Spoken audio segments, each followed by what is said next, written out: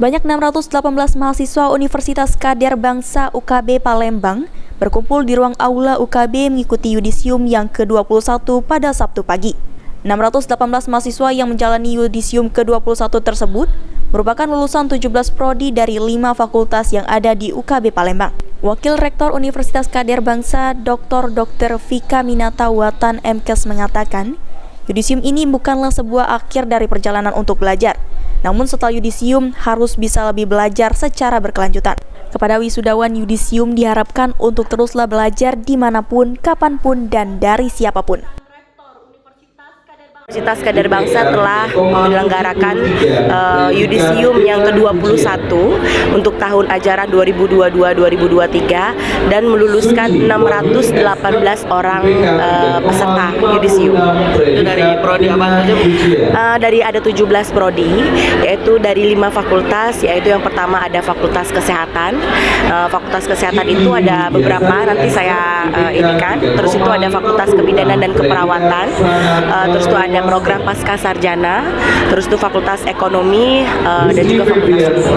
Nanti ada 17 prodi ya ininya. Ada pesan khusus, Bu, untuk para wisudawan?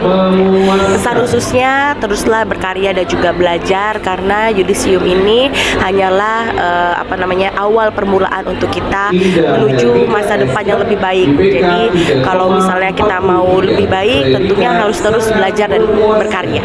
Harapannya, Bu, untuk memberikan sumbangsinya ke Universitas Kadar. Sementara itu, Rizky Apandi dari Fakultas Ekonomi Universitas Kadar Bangsa mengungkapkan sangat senang telah menjalani wisuda yudisium dan diharapkan ilmunya dapat bermanfaat bagi masyarakat dan juga bangsa serta keluarga.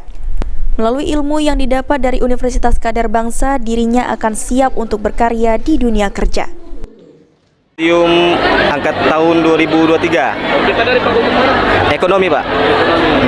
Kemarin dapat IPK berapa? Alhamdulillah dapat IPK 3,82. Baik, untuk acara ini gimana antusias kita mengikuti? Sangat antusias, Pak. Kesan di UKB ini gimana? Kesan-kesannya sangat menyenangkan, Pak.